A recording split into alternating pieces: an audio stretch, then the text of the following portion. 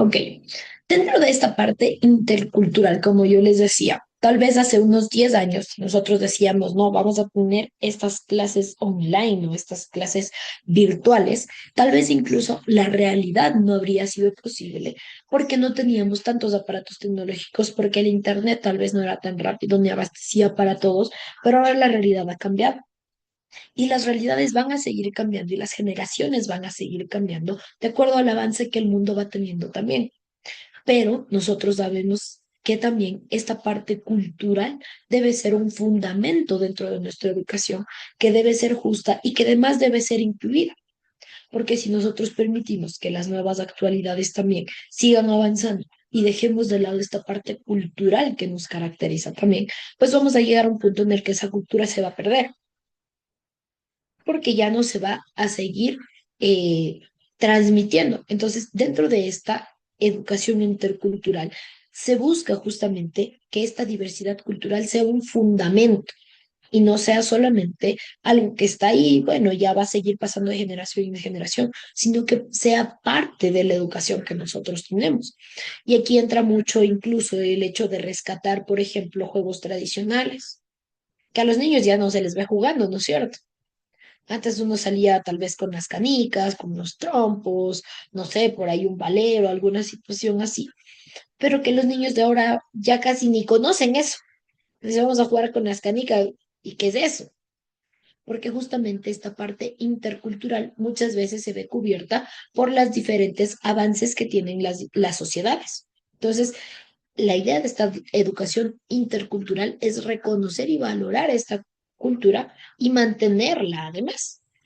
Dentro de esto, además tenemos dos autoras que son claves, en la que es Darcy Rivero y Rita Seganato, ¿sí?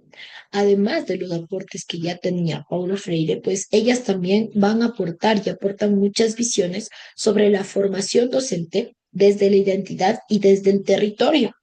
Cuando hablamos desde esta parte, es justamente lo que yo les digo, es poder rescatar la cultura e implementarla dentro de la educación. Obviamente, si nosotros lo ponemos en contraparte, tal vez es más fácil darle a un niño un celular con el que sé que se va a entretener 1 hora y media, a yo tal vez sentarme con él a jugar a las canicas que tal vez le dure media hora. ¿Por qué? Porque los tiempos van cambiando y obviamente los intereses también van cambiando. Pero la formación debe ser desde esta identidad e incluso desde el territorio en el que nosotros estamos. Si nosotros lo ponemos igual, como varios ejemplos ya los hemos dado, no es lo mismo vivir en Ecuador en la ciudad que vivir en Ecuador en el campo, o vivir en Ecuador en la sierra que vivir en Ecuador en la costa o en la Amazonía. Todos son estos cambios que nosotros debemos involucrarlos en lo que es esta educación crítica.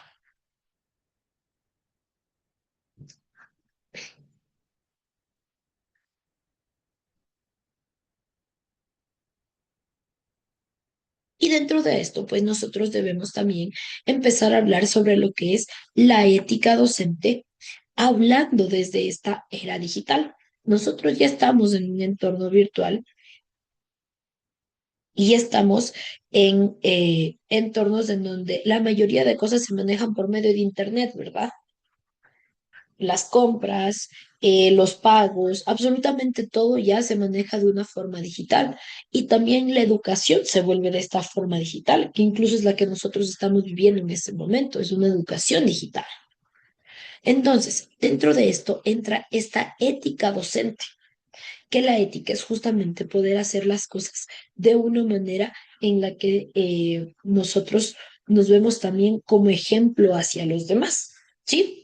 Dentro de esta ética, dentro de la era digital y dentro de las responsabilidades que nosotros tenemos, que va más allá de esta parte disciplinaria, pues nosotros debemos saber que dentro de esto entra lo que es la mediación y facilitación, la responsabilidad y la justicia y equidad.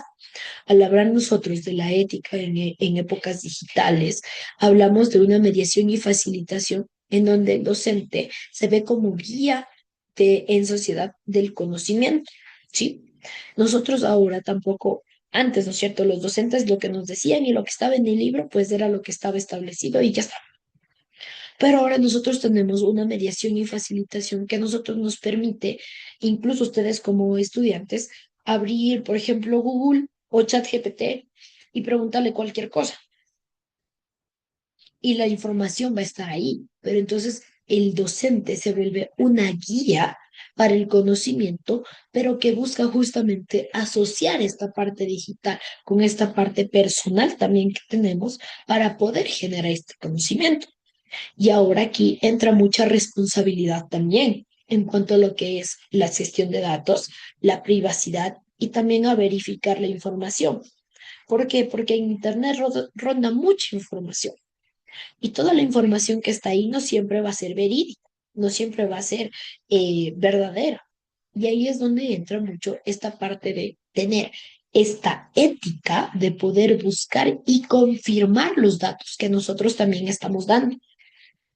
Que yo como docente estoy en clases también impartiendo, pero tengo la responsabilidad de verificar que los datos que yo estoy impartiendo son los verdaderos. ¿Sí? Y que además, si yo estoy en esta parte digital, yo voy a tener mucho cuidado con la gestión de los datos. ¿Por qué? Porque ahora para ingresar a cualquier lado tenemos que ingresar datos, ¿verdad? Nuestros datos están, por ejemplo, en las aplicaciones de banco. Nos toca ingresar los datos para poder hacer cualquier movimiento. Entonces, dentro de las plataformas virtuales también está el ingreso de datos y aquí entra esta ética de gestionar y de mantener la privacidad de todos los datos que yo recibo, pero que además está la justicia y la equidad, es decir, un acceso igualitario a la tecnología y que nos ayude de cierto modo a reducir las brechas digitales. ¿Qué pasa muchas veces?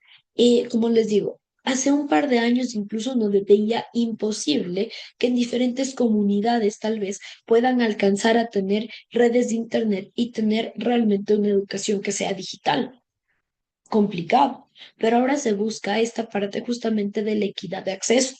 Y aquí un ejemplo claro, ¿qué es lo que hace el instituto? Buscar espacios en donde ustedes puedan tener internet y todos puedan tener acceso a la clase, ¿verdad? Que si no lo tengo en casa, entonces puedo asistir al aula y poder tener mi clase.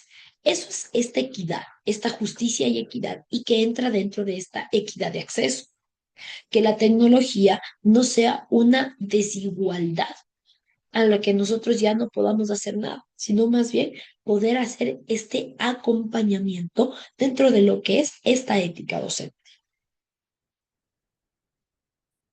Ahora, debemos hacer nosotros también aquí algunos cambios dentro de lo que es del aula tradicional a esta parte digital.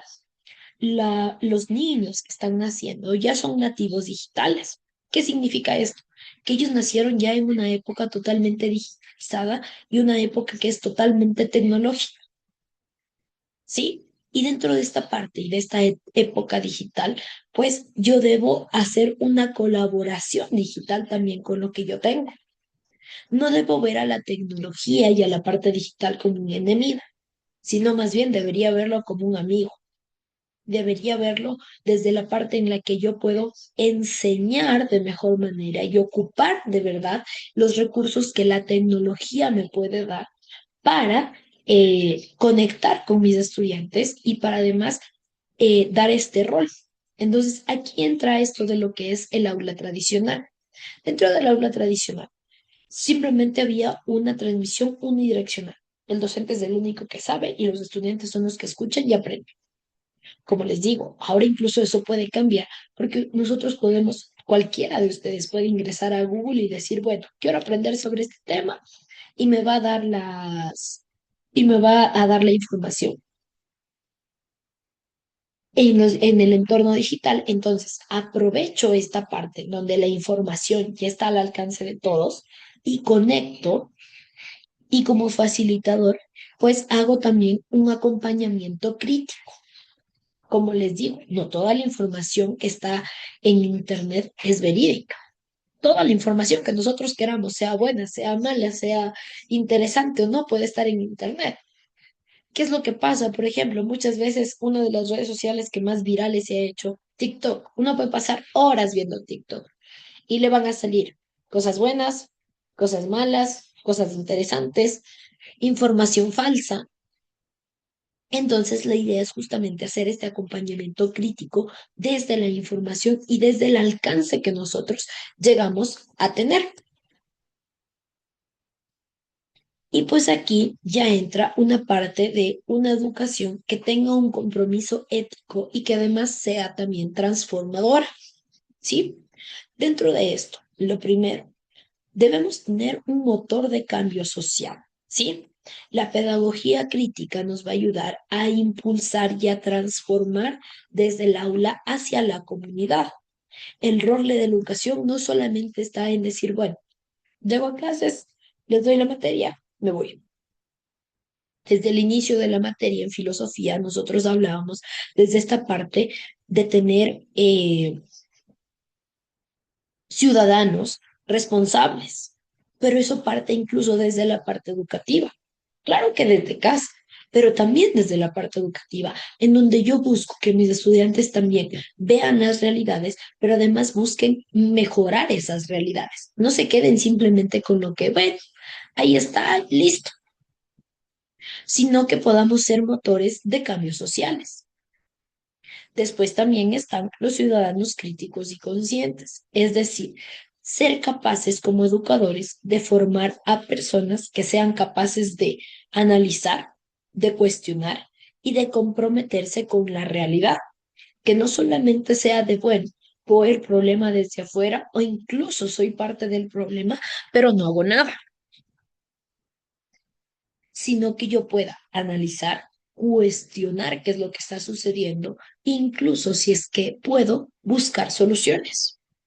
Y pues por último, saber que dentro de la educación yo debo mantener una educación justa y humana, que debo construir un sistema educativo que siempre ponga la dignidad de las personas por arriba de los demás y que sea equitativa, ¿sí?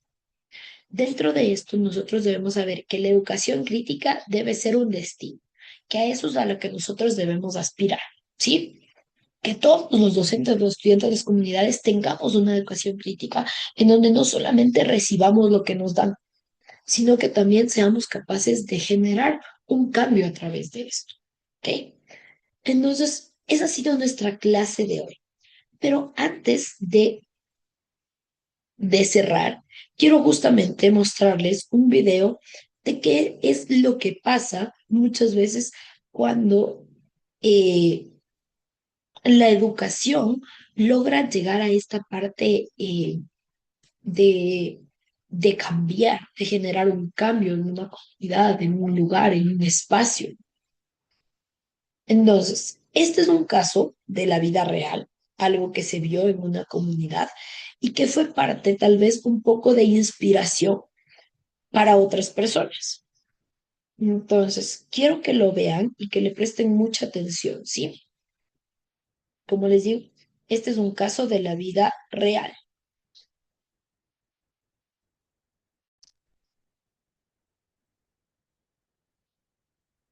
Esta máquina le cambió la vida a William, y no solo a él, sino también a todo su pueblo. No la hizo por gusto, la hizo para poder sobrevivir, ya que tuvo la mala suerte de nacer en Malawi, lugar que en 2001 se convirtió en un infierno. William era de una familia pobre en un pueblo pobre, donde su único sustento era la cosecha de granos, pero estaban a punto de ser azotados por la peor sequía en años. Él es muy inteligente, sabe arreglar radios, cosas básicas de electricidad y le gusta construir cosas. Un día llega a su casa, entra a su cuarto y ve en